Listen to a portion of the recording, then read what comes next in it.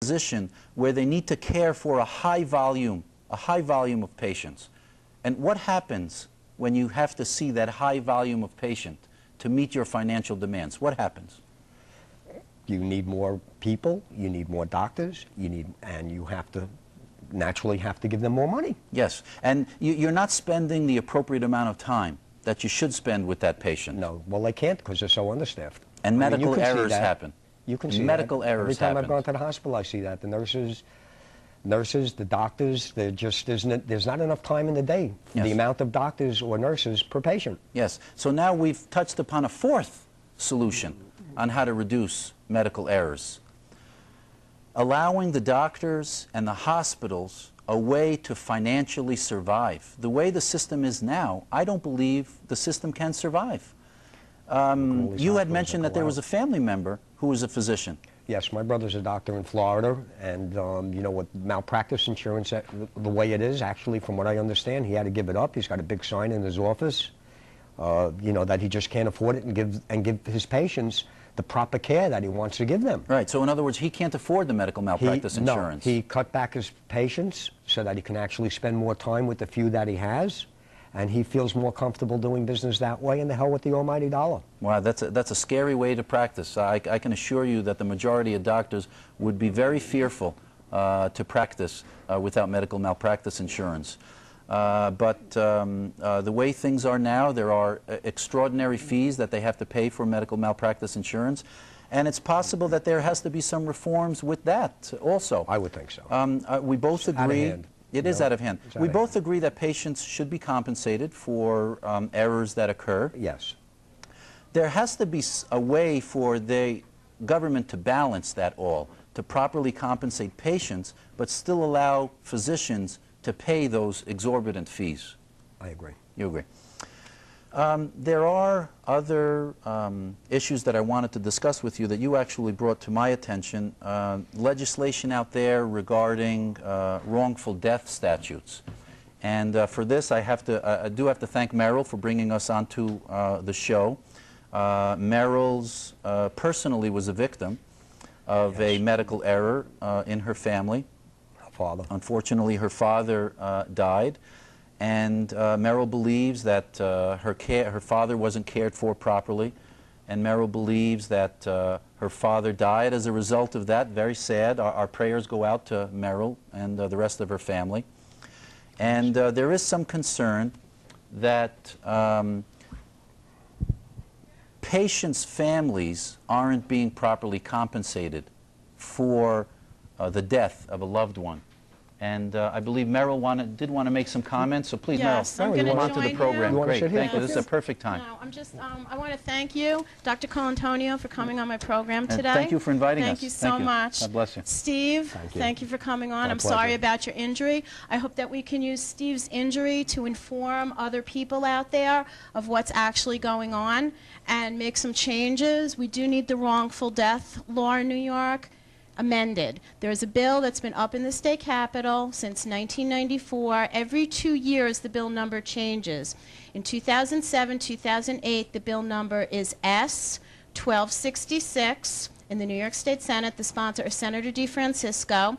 In the Assembly, the bill number is A-6420. The sponsor is Assemblywoman Weinstein. This bill needs to be grandfathered into law. And I was listening to the conversation that was going on, and we need criminal prosecution for criminal behavior, which right now we don't have in Nassau County.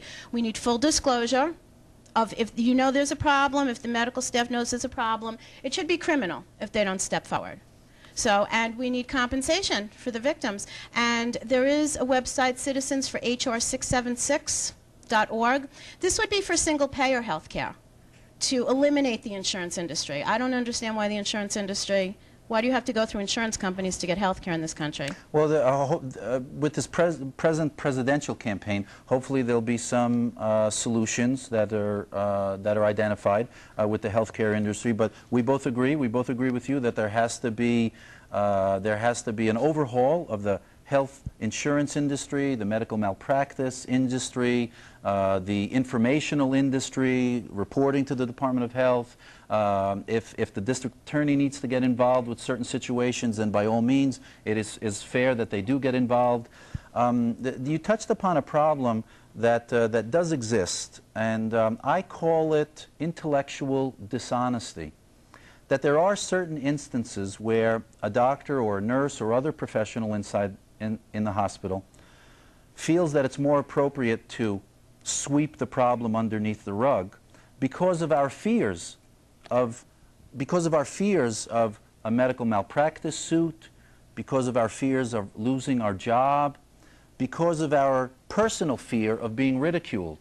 I put that under the umbrella of intellectual dishonesty. That also has to be corrected. I think in medical school, we're not taught how to report medical errors. Right. I think that should be taught in medical schools. I think hospitals and other facilities need to teach doctors and nurses how to report, what the proper way to report is, and the public needs to be informed how those reports, Full disclosure. the public needs to be informed as to how those reports are dealt with. Legal I think all of these are beneficial. I think they're going to reduce medical errors, and that's the subject of our show today. Program, not to complain, not to point fingers, not to the blame, system failures, but the system to failures addressed. reduce medical errors.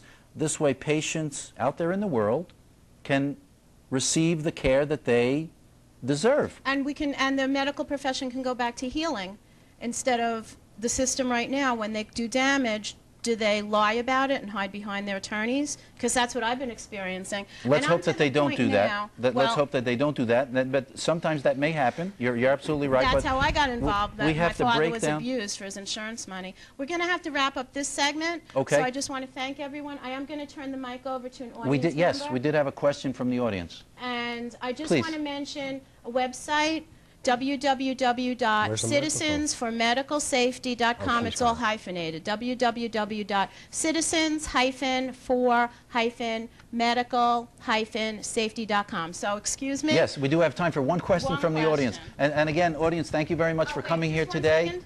Little housekeeping. Starting March, starting April. This is being taped March 8th. Starting April, this program will be moving to channel 115 Tuesdays, 10:30 in Cablevision of Woodbury, and I would like to thank Cablevision, channel 115. Thank you. And we would also like to thank Cablevision.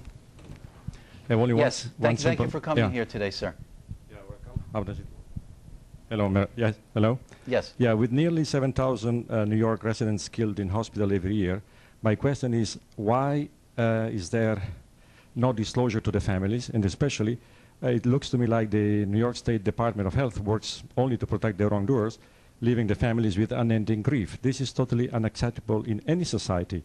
On top of that, why are the medical peer review investigations kept secret, including the opinions of dissenters? If nothing is wrong, why cover up?